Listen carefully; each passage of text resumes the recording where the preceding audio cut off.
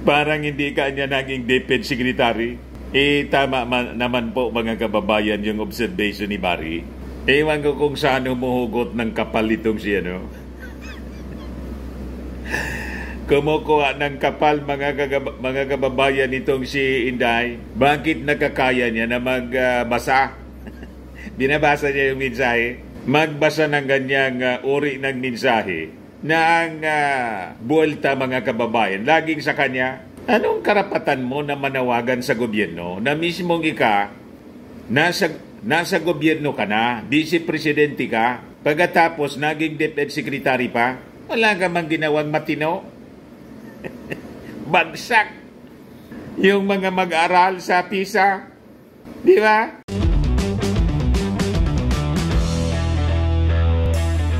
Ito naman po yung bago naming product na binibenta online.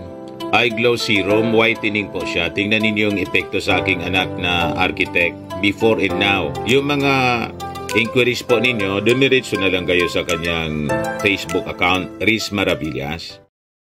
Sinupalpal ngayon mga kababayan ni Atty. Barry Gutierrez, si Inday, puro kanya salita, wala mang trabaho. Si Barry Gutierrez, yung dating spokesperson ni dating Vice President Leni Robredo, hindi na makatiis kasi dumaldal na naman po si Inday tungkol sa edukasyon na nananawagan sa gobyerno. Parang hindi siya parte ng gobyerno. Dapat daw mag-invest. We have to invest more daw, sabi ni Inday mga kababayan, para i-address yung tinawag niyang learning poverty. Sabi ni Barry Gutierrez, puro niya kasalita. Walang trabaho. Tapos mga kababayan, in other stories, nag-warning yung tatay ni Inday kasi di ba babalik sa pagtakbo bilang mayor ng Davao. Kasi baka tingin mga kababayan ni Digong, delikado niya yung anak kong si Baste. Malakas yung lalaban sa pagka-mayor, si Migs Nograles. Kaya gusto niya siya mismo yung tumakbo. May warning na naman po si Digong sa mga kriminal at mga drug lords. Umalis na niya kayo dito sa Davao. Damay niya na aalis yung asawa ni Inday kasi si Atty. Mans itinuro po na isa sa mga may-ari nung na-discovery pong 3.7 billion worth ng drugs na na-discovery po sa loob ng magnetic lifter, remember? So yung Quadcom investigation, pag ganyan, hindi na niyan makauwi si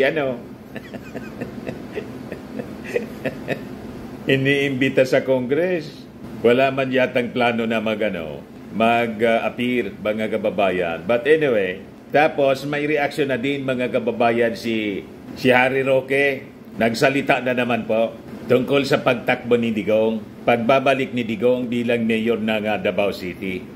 But before ko mga kababayan ibigay sa inyo yung mga balitang yan at pag-usapan po natin, click subscribe muna dito sa ating YouTube channel and hit the notification bell para lagi po kayong updated sa mga kaganapan dito sa ating bansa. Like and share na rin po ninyo ng ating video. At huwag na rin po ninyo na-skip yung ating mga commercial ads para tuloy-tuloy lang ang pag-unlad ng Bagong Pilipinas. At itong ating programa mga kababayan, atid sa inyo nitong ating mga sponsors. Firmax Firming and Lifting Cream. Pinapay po sa mga pulses in affected area. Mainam po ito sa mga pains at paninigas ng mga kaso-kasuan. Ito sa mukha naman yung application, anti-aging, Automax po siya. Ito iGlow Serum mga kababayan, whitening po siya, made in South Korea. Ito naman po, Ningxia Red Mix Fruit Drink. Gawa po siya sa goji berry. May anti-cancer properties po siya. At sa mga nagana po ng malinis and spacious fitness gym, pumunta lang po kayo sa aming Colossal Fitness Gym. May Grab car rental din po kami. At bills payment po sa aming office. At saka sa mga mahilig po sa mga imported bags, manood po kayo sa live selling ni Madam Aileen Rosales sa kanyang Aileen Closet po. Pati mga shoes, ito yung kanya po. Ito yung kanyang page. Kita ninyo, napakagandang mga online selling po siya. Si Madam Eileen Rosales. Cellphone number niya po 773-798-7816. Ngayon, balikan natin yung mga balita ngayon. Ito yung sabi ni Barry Gutierrez. Kung magsalita, kala mo, hindi pinamunuan ang DepEd ng 2 taon. Puro salita, walang trabaho. Yun sinabi natin mga kababayan kanina sa unang ginawa nating video. Burugsukan talaga itong si Inday. Binigyan ng trabaho ng ating Pangulong Bongbong Marcos na maging DepEd Secretary. Hindi man nagtrabaho ng maayos. Nandun sa rally, Marcos resign. Pagkatapos, anong karapatan niya na magsabi na mag-appeal sa gobyerno? Yan kasi yung sabi ni Inday. On World Teachers Day, October 5, kahapon, sabi ni Inday, mga kababayan, we are grateful for the sacrifices you make in shaping the minds of young Filipinos and inspiring them to become responsible citizens. Your tireless efforts in classrooms and communities demonstrate your commitment to building a stronger nation. Let us urge our government and private sector leaders in every Filipino from all walks of life to invest in education and join us in addressing learning poverty. Hindi makatiis mga kababayan si Atty. Barry Gutierrez. Puro ka na lang anya salita, walang trabaho. Parang hindi ka niya naging DepEd Secretary. Tama naman po mga kababayan yung observation ni Barry. Ewan ko kung saan humuhugot ng kapal itong siya, Kumukuha ng kapal mga kababayan itong si Inday. Bakit nakakaya niya na magbasa? Binabasa niya yung mensahe. Magbasa ng ganyang uri ng mensahe na ang buwelta mga kababayan, laging sa kanya, anong karapatan mo na manawagan sa gobyerno na mismong nasa gobyerno ka na, vice presidente ka, pagkatapos naging DepEd Secretary pa, wala ka mang ginawang matino? Bagsak yung mga mag-aral sa PISA, di ba? Kaya sabi nang nag-react dito, correct Sir Barry Gutierrez, she's only good when she talk but does not do the work. Sabi ni Tess Manalak, agree. Sabi ni Joselito Gorom, tapos yung pondo nakatutok sa confidential fund. Patawa ka, Inday, puro salita, wala sa gawa, mana sa tatay. Sabi ni Kennedy de la Cruz, tama ka na Sara, umalis ka dyan. Sabi ni Bernihildo Amigo, tama, ilig niya ang mag-beach, concert abroad, at mag-Netflix. So, vice tamad, vice confi ng Davao. Wow, galing. Sabi ni Dante Madiraso, may paipal na naman si Sara, walang AIDS. Nasaan ang 125 million confidential funds? Talagang tumatak na sa isipan ng mga mamamayang Filipino yung nalunok na 125 million po ng tanungin ng Congress na i-blood si Inday. Chimene. O ngayon, tatakbo yung kanyang tatay, mga kababayan, sa pagka-mayor. O di talagang sinungaling mga kababayan si Inday. Sabi niya, tatakbo daw si Digong, yung kanyang tatay, si Baste, pagkatapos si Pulong sa pagka-senador. Lumalabas talaga, nilaglag na ngayon ng kanyang tatay si Inday. Unang paglaglag kay Inday ni Digong, nang i-announce na tatakbo yung tatlong Duterte sa pagka-senador. Sabi ni Digong, ano ang gagawin namin dyan? Naniwala man anya kayo dyan kay Inday? Tama nga, dapat hindi tayo maniwala sa kanilang mga sinasabi. Kasi ngayon, nagpa-press con si Digong, kahapon mga kababayan, sinabing tatakbo siya sa pagka-mayor. At si Baste, vice alkalde. Proven liars. Yung mga Duterte po, O ito nga po, nag-warning na si Digong. Sabi dito sa Manila Bulletin, Duterte warns criminals in Davao City, live or face stern consequences. Pag ganyan ang warning niya mga kababayan, hindi na niyan makauwi sa Davao si Pacquiao.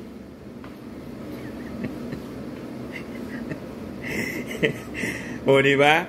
Yung kanyang manugang na si Attorney Mans Carpio, itinuro ng testigo sa Quad Committee, tinuro ni Jimmy Guban, naalala ninyo yon? Kasama yung isa pang yung isang Chinese, si Michael Yang, sinasabit po mga kababayan doon sa pagpuslit ng droga sa magnetic lifter po. Matindi yun, amounting to 3.6 billion. Kaya itong warning po ni Digong po, wala nang sumiseryoso. Di ba? Pang press release na lang po ito, mga kababayan. Ayan po. Leave the city immediately, anya, or face stern consequences, sabi ni Digong. Sabi dito sa balita, the elder Duterte reiterated his stand against illegal drugs and related activities in a press conference here on Saturday night, kagabi po. He warned those involved in illicit activities to stay away from the city, especially if he becomes the mayor again. Kasi daw, hindi niya hayaan na ma-destroy yung kanyang hometown. Find another place. The Philippines is vast. There's Cebu or Manila. Do not come to Davao. Because if I become the mayor, you will face serious consequences. Sabi po ni Digong. After po na marinig ng mga mamamayang Pilipino, yung mga testimony ng witnesses sa Quadcom po, malabo ng paniwalaan po ang mga statements ni Digong, lalo yung mga sinabi po ni dating Mayor Mabilog. But anyway, hayaan natin siya na magsalita ng magsalita. Malaya siyang magkwento ng gusto niyang kwento at malaya din siyang tumakbo, mga kababayan. O ngayon, sabi po ni Harry Roque, nagsalita na naman po habang nagtatago. Ayan, sabi niya, on the decision of PRRD to run as Davao City Mayor, sabi po ni Attorney Roque, the Marcos administration knows fully well that the best way to make the Dutertes irrelevant is to defeat them in the bailiwick. The recent bagong Pilipinas Servicio Fair where they gave 1.2 billion ayuda to Davao City residents while Typhoon Inteng left a trail of destruction in Luzon and where assistance is badly needed is a good case in point to court Davao City residents. Therefore, I therefore view the decision of former President Rodrigo Roa Duterte to run as City Mayor of Davao as a means to frustrate the scheme of the Marcos administration. We have to remember that the basic rule in politics is protect one's bailiwick at all cost. Pasalamat na nga lang kayo dyan sa Davao kasi kahit baluarte ninyo, baluarte ng mga Duterte, hindi po pinagkakaitan ng serbisyo. O di ba? Just like kami dito sa Bicol Region, sa Naga City, nauna pa nga yung Naga City, baluarte ng mga dilawan ni Leni Robredo, pero nauna pa sa mga serbisyo. Kaya itong mga sinasabi po ninyo na may politika doon sa ayuda, malabo po. Di ba?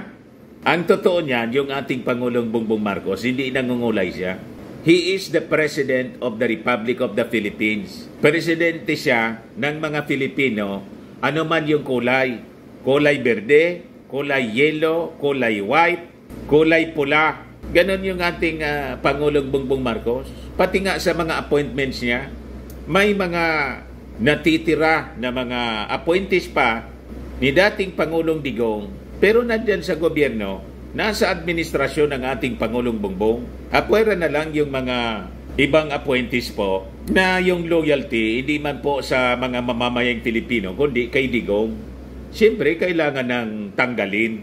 Kasi ang dapat, pag ikaw ay nasa gobyerno, ang loyalty mo sa mga mamamayang Pilipino, hindi sa kung sinong politiko.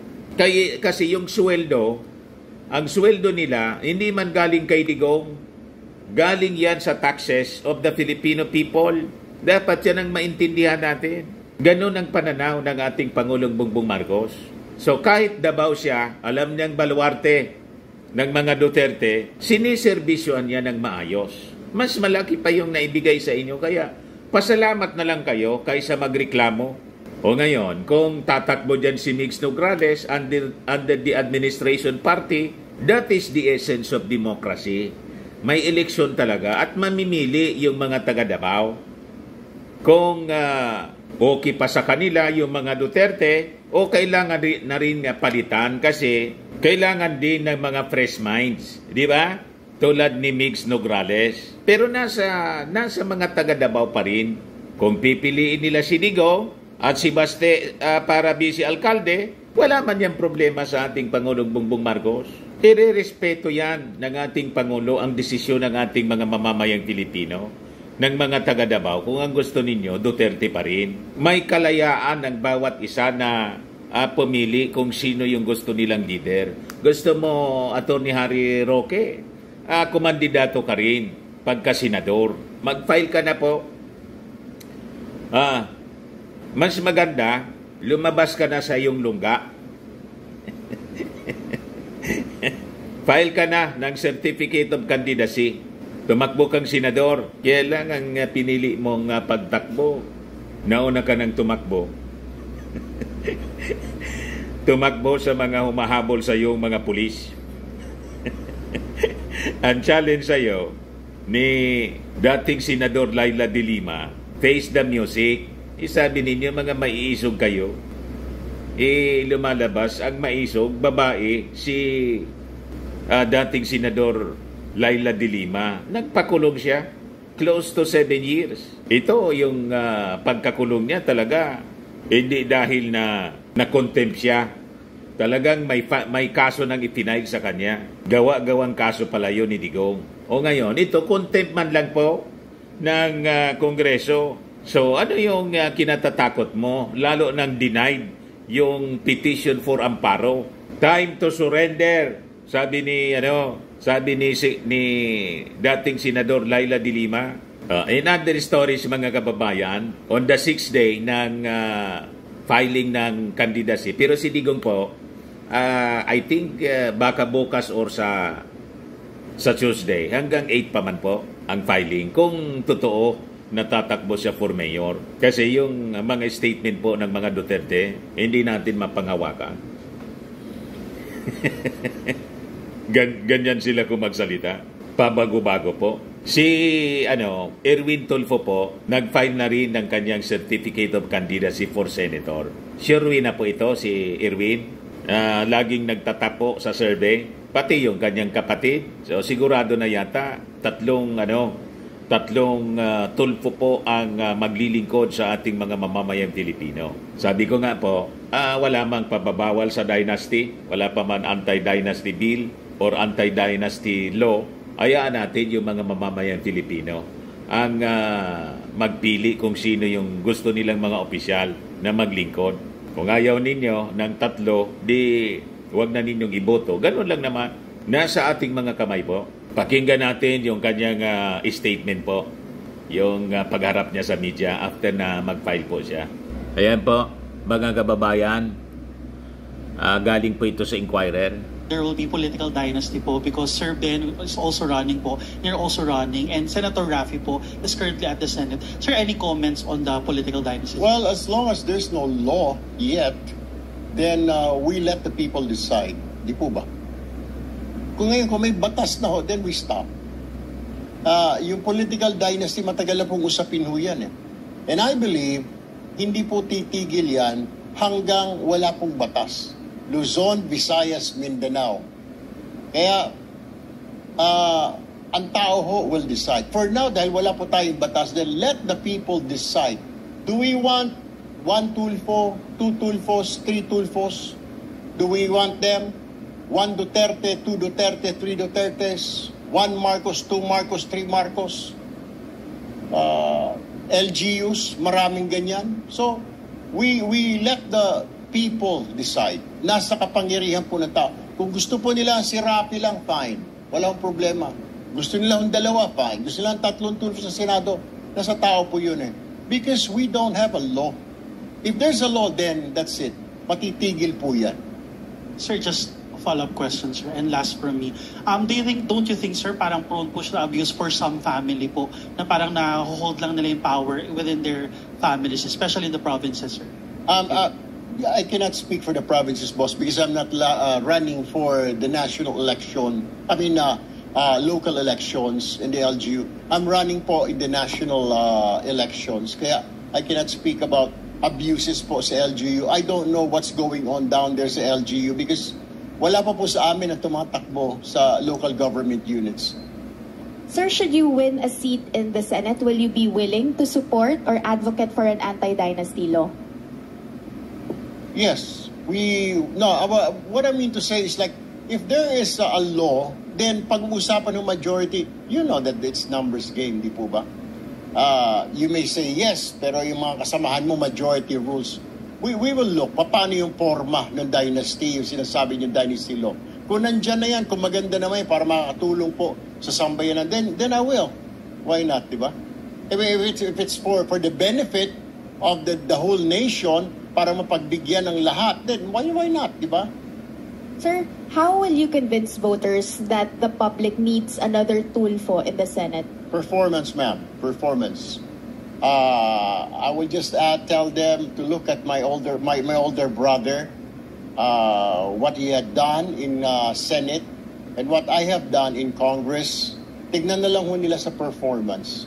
Sir, we all know, last na po, there are 2 Tulfos running for senator. If both of you wins, there will be 3 Tulfos in the Senate. What is your unique selling proposition compared to your brothers? Well, all of us like our pro-poor yung plataforma lagi namin. Pero this time, we have marching orders from the administration to continue yung programs ng pamahalaan, poverty alleviation, etc. Ayun naman talaga kahit lahat kami magkakapatid. Pero we always forget the one in the middle. Yung mga middle class, yung mga uring manggagawa. Nakakalimutan minsan or kadalasan naiiwan because nakafocus ang sentro ng gobyerno ngayon sa mga nasa laylayan. Paano yung nasa middle class? Paano yung mga professionals? Yung mga below middle class? Yung mga nagtatrabaho sa mga fast food? Mga sales clerk? Mga gwardya?